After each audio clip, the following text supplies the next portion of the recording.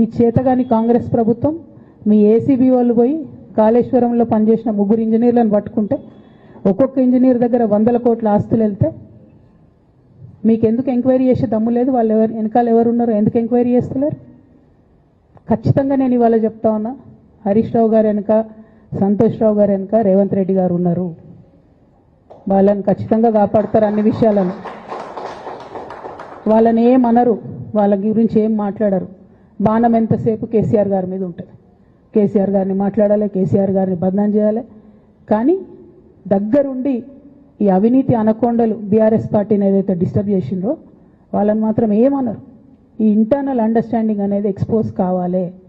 రేపటి నుంచి నేను ట్రేడ్ చేస్తుందంటారు, ఒకళ్ళు కాంగ్రెస్ ఆపరేట్ చేస్తుందంటారు, ఒకళ్ళు రేవంత్ రెడ్డి చెప్తే మాట్లాడుతుందంటారు, ఇంకోళ్ళు బండి సంజయ్ చెప్తే మాట్లాడుతుందంటారు.